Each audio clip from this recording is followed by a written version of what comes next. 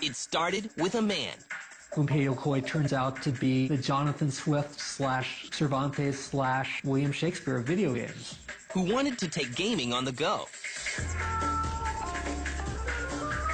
It was Yokoi's team that looked at miniaturization. Everything the NES does, we can do in this little handheld unit. He met with his share of disappointment. It's a cool invention, great thought, probably not a good idea at the end of the day. Gunpei Yokoi was in the doghouse at this point. His system had bombed. Stop. And created something that exceeded everyone's expectations. The GBA is definitely the most successful console in the history of mankind. This is the story behind the best-selling game system ever created, and the man behind it. It's the story of Nintendo Game Boy. Game Boy doesn't just lead the handheld gaming market, it owns it.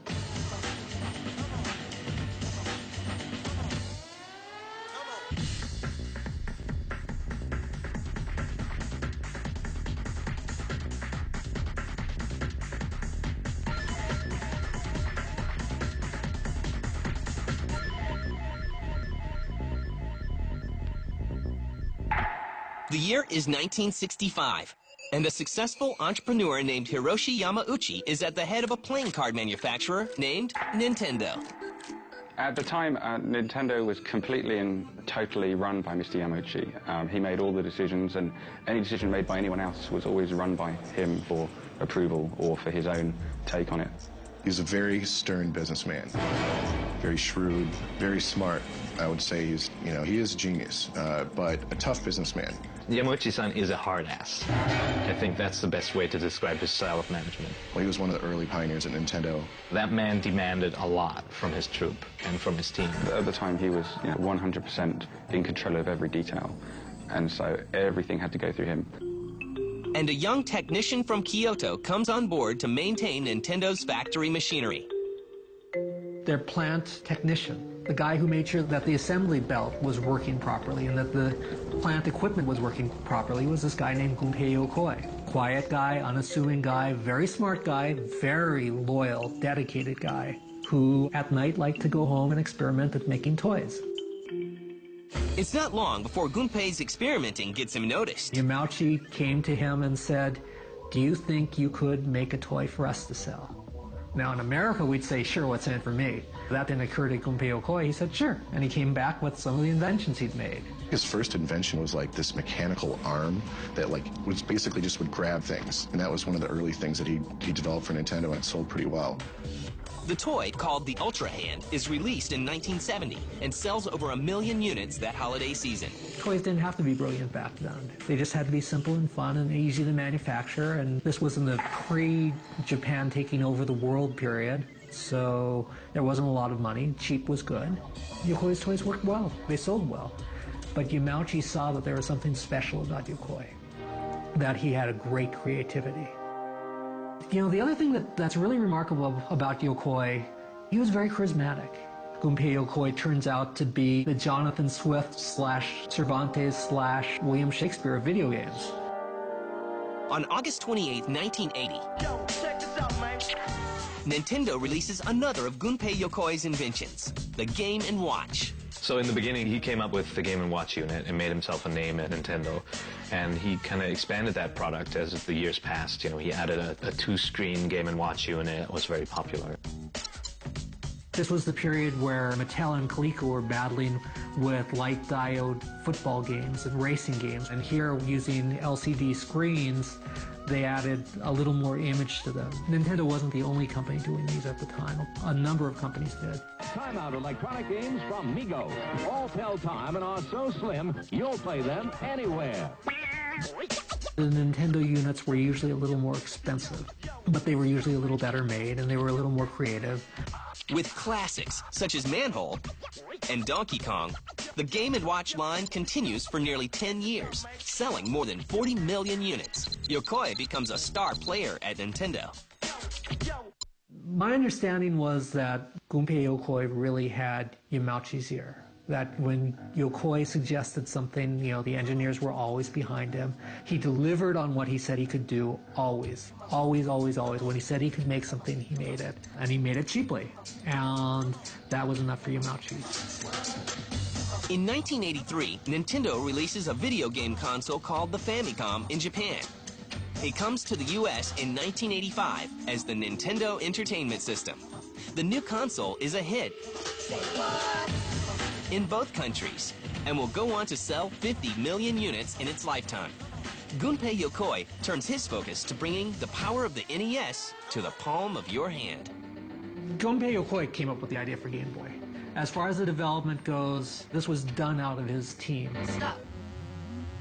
Gunpei Yokoi's R&D 1 team, which is also responsible for the NES classic Metroid, gets to work. The inspiration for Game Boy definitely was Game & Watch territory. It was basically taking console gaming and merging it with the whole Game & Watch handheld craze. What Yokoi doesn't realize is that their little NES has a big future.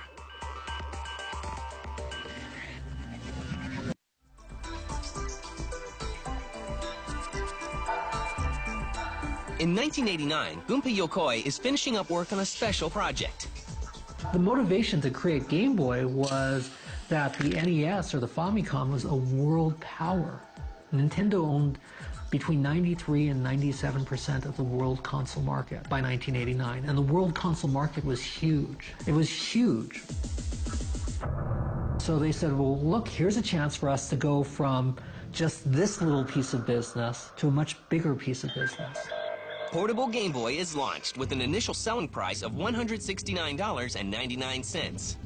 Game Boy had a worldwide launch. Game Boys almost always have had worldwide launches. The launch of Game Boy was tremendous. The world was in love with Nintendo. The United States was in love with Nintendo. It was an immediate hit. It came out, people bought it, it immediately expanded their business. And the Game Boy has an unstoppable ally, a game called Tetris. The initial success of the Game Boy was due to Tetris, a fantastic game and a brilliant business decision for Nintendo to bundle it. Tetris was very, very instrumental to the success of the Game Boy, simply because it was on the Game Boy at the right time. I wouldn't say that the Game Boy wouldn't be what it is today had it not been for Tetris, but it certainly helped really jumpstart and accelerate the Game Boy audience growth.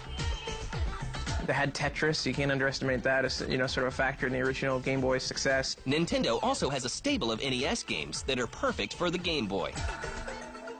When Game Boy launched, Nintendo went back to the well a little bit. NES had come out in America in 1985, 86 was when it went coast to coast. And it had NES Baseball, it had a NES Tennis, there was a golf game. Nintendo went back to a lot of these very easy games and ported them over to Game Boy. But the launch titles looked an awful lot like launch titles for the NES. But it doesn't take long for competition to appear.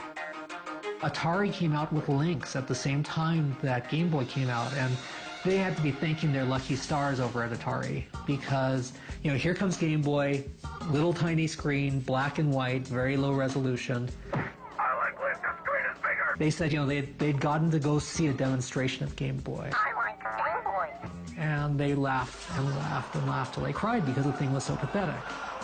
What they didn't realize, and what Nintendo has always focused on, was if you're going to play a portable game, people are thinking cheap. They're thinking convenient. One of the key advantages of the Game Boy was that it was low cost and that it didn't have any moving parts in it, so there wasn't a disk drive or anything. It was all cartridge based, and it didn't have a light in it. So you could play Game Boy games for a very long time, and that's very important for the target group of the Game Boy. It was kids. You could take out a Lynx and play for 2 hours maybe, and you would have to either carry some spare batteries or run back home and get some. And for going on trips or being on a long bus ride and a train ride, it just wasn't feasible. Although the Lynx was technically a more powerful system, it quickly finds itself in bargain bins. While Game Boy sales continue to climb. In 1991, Sega and NEC also enter the handheld market. Game Gear was similar in that it had a really cool screen. You could even watch TV on it. It just looked great.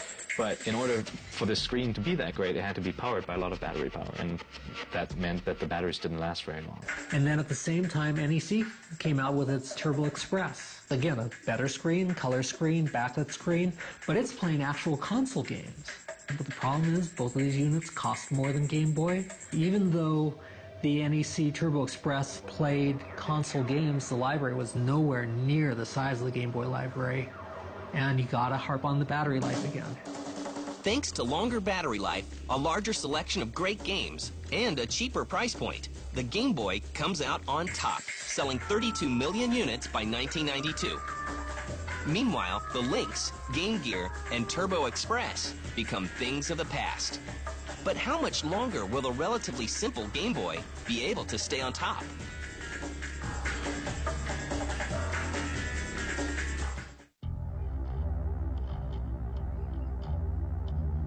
Nearly 5 years after its 1989 launch, and more than 50 million units later, the Game Boy gets the first of many upgrades, the Super Game Boy. 1994, the first jump for Game Boy was the Super Game Boy. Super Game Boy was a peripheral that you could put in your Super NES that would let you play Game Boy games in a Super NES. Now, if you can think of anything that would be dumber, instead of playing these big, beautiful, full-color, highly detailed Super NES games, you could now play these $19 Game Boy games on your Super NES. It did not make a lot of sense. At the same time, Sega came out with 32X. It gave you more color, it gave you better sound, it gave you bigger games. That made sense. It made a lot of sense, right? So what happens? Sega sold 300,000 32Xs. Super Game Boy sales were in the millions, multiple millions. Who could figure out why? But people wanted to play their Game Boy games on the big TV.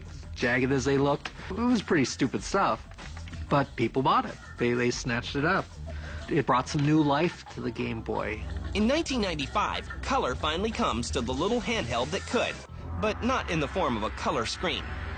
Another thing that brought new life was not Game Boy Color, but Color Game Boy. Game Boy came out in 1989. For a while it was really hot, and then it became a backwater for a while. So they came out first with Color Game Boy. And I still remember Peter Main, the vice president of Nintendo, standing up at CES and saying, you know, you people are always asking, when are we going to come out with a Color Game Boy? Well, here it is.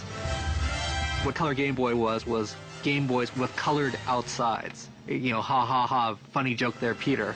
Weird as it sounds, people liked it. It brought Game Boy sales up. Go figure. Just a different color outside Game Boy.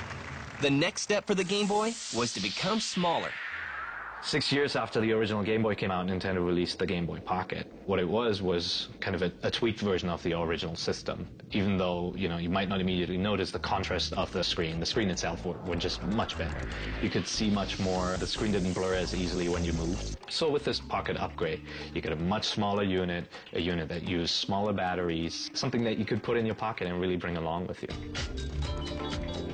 It looks like Nintendo just can't lose.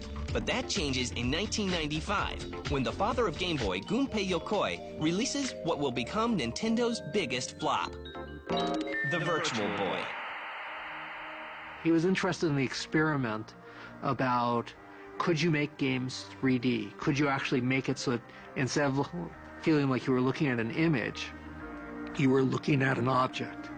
And that was kind of the impetus. The whole Virtual Boy debacle was a very interesting one, especially because I was privy to more information than many people. The Virtual Boy had very few redeeming features. It wasn't proper 3D, it was only in red, it was attached to a tabletop and wasn't movable, it wasn't portable or lightweight or anything.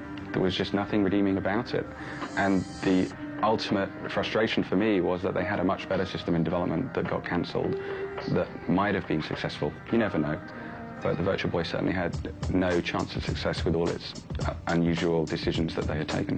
It didn't really sell that well. People didn't really like it. It gave people a lot of headaches because you'd look into it and it was red, it was flickery, and if you played it for too long, I think your eyes might melt. Because you were staring at red and black and only red and black for a long time, people tended to get dizzy. If you played it for like more than an hour, when you looked away, you couldn't see red anymore. It's a cool invention, great thought, probably not a good idea at the end of the day. Because of the Virtual Boy's abysmal performance, Yokoi is left behind in favor of other designers. Gunpei Yokoi was in the doghouse at this point. His system had bombed. In corporate Japan, there's something called a window seat. And a window seat basically is you screwed up, you did something wrong, and instead of firing you or you know, reprimanding you every day or giving you another chance, they basically let you sit by the window and occupy you with something, but not really let you make decisions that affect the company. And that's exactly what happened to Yokoi. He got a window seat. So it was a pretty tough time. You have Yokoi, and they're leaving him with this disaster. They're saying, you are going to man this disaster, and you will be ignored. No one's going to come talk to you. You're going to be associated with this joke of a system, while everyone else is going to look at our big N64, the system of the future. Gunpei's first big failure has him down, but his sights are set on starting something new.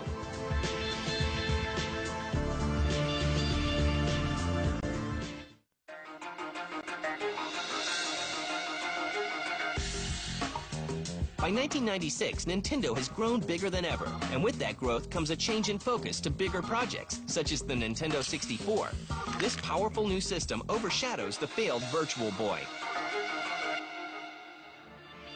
In August of that year, Gunpei Yokoi decides to leave the Japanese gaming giant and start his own company. He was sitting there working on stuff that had no consequence, stuff that wouldn't make Nintendo a lot of money, wouldn't exactly change the world. So Yokoi got bored and in the end left the company. It wasn't too much longer that he started Koto. While he was at Koto, he did what he always did. He created a new game system, the Wonder Swan. Tragically, on October 4th, 1997, Gunpei Yokoi is struck and killed by a car in Japan. His death is felt throughout the industry. He was also a father and a husband and very much in love with his children. The name Gunpei Yokoi was synonymous with handheld gaming, and for this person to get, to get killed in a car accident, die such a meaningless death, I think the industry was just shaken up completely, Yokoi's legacy lives on in his creations, and Nintendo continues to build on his greatest invention. Nintendo had been working on color Game Boys for many, many years before the color Game Boy actually came out. They had a policy, quite rightly, that they wouldn't release a color system until they could have almost as good battery life as their black and white system. But color isn't the only innovation for the Game Boy. I think that one of the other things that has contributed to the success of the Game Boy has been matching great software titles with the different platforms. I mean, with Game Boy Color, that came out and we were able to launch that essentially with the Pokemon games.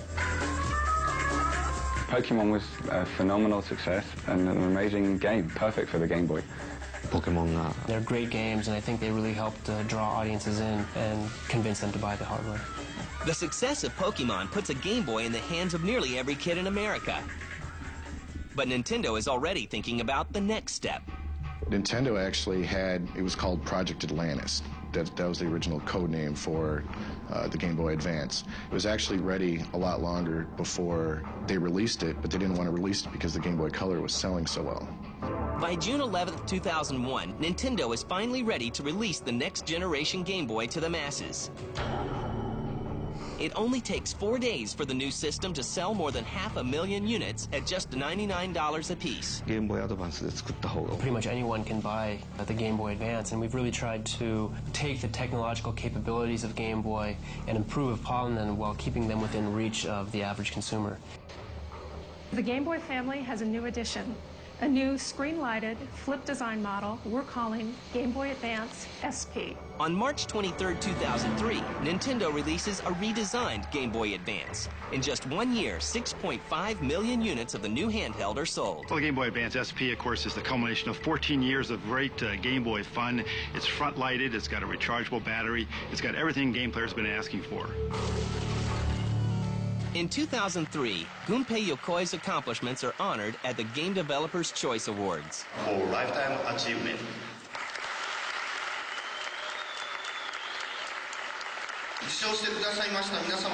If my father were able to attend the ceremony, the joy that I could feel as his son would have been something no words of mine could ever express. To him, and thank my Father in heaven, to whom I have an ever-increasing feeling of love and respect. Thank you. Nintendo continues to push the envelope of portable game design with the DS.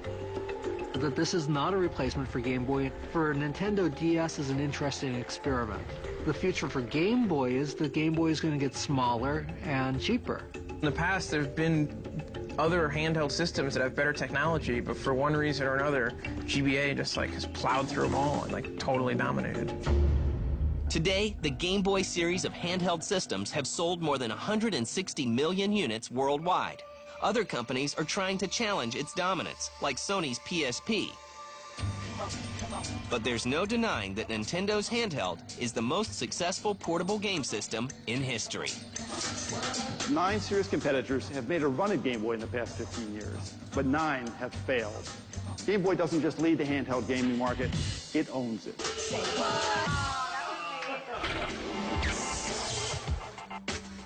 It all started with Easter eggs. Before you know it, I couldn't get enough of God mode. When I don't punch them in, I get a little weak. I thought you were supposed to go backwards in Pitfall. I can't even make it through 2 levels without infinite ammo. I can't remember a time when I didn't use codes. They made up the codes. I just used them. No one's gonna find out. Get the latest cheat codes and walk-through strategies for Grand Theft Auto San Andreas. Write the homie to see if you got what it takes. Cheat season premiere tomorrow night at 10 Eastern, 7 Pacific.